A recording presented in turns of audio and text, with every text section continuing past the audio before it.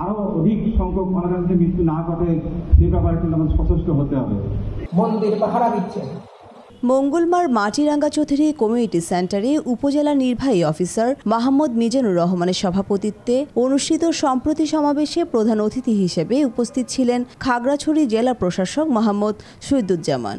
এই সময় খাগড়াছড়ির পুলিশ সুপার মোহাম্মদ আরিফিন জুয়েল, সাবেক মাটিরাঙ্গা পৌর মেয়র আবু ইউসুফ চৌধুরী, সাবেক খাগড়াছড়ির পার্বত্য জেলা পরিষদ সদস্য মনিরেন্দর কিশোর ত্রিপুরা, সাবেক মাটিরাঙ্গা উপজেলা পরিষদের চেয়ারম্যান মোহাম্মদ নাসির আহমেদ চৌধুরী, মাটিরাঙ্গা জেলা পরিষদের চেয়ারম্যান মোহাম্মদ তাজদুল ইসলাম বিশেষ অতিথির বক্তব্য রাখেন।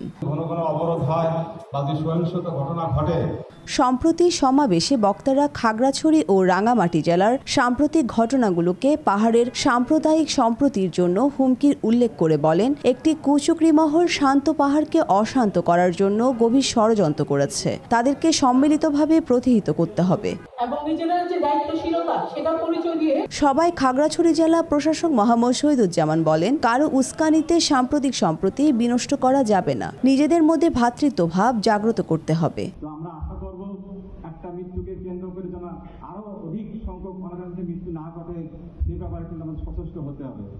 সমাবেশে স্থানীয় জনপ্রতিনিধি, রাজনৈতিক নেতৃবৃন্দ, প্রেস ক্লাবের পেশাদার সাংবাদিক, ধর্মীয় নেতা, হ্যাটম্যান, কারবারি ও সুশীল সমাজের প্রতিনিধিরা উপস্থিত ছিলেন। এস.এম. আলমগীর হোসেনের পাঠানো তথ্যচিত্রে বর্ণিশা চৌধুরী, বাংলাধারা, চট্টগ্রাম।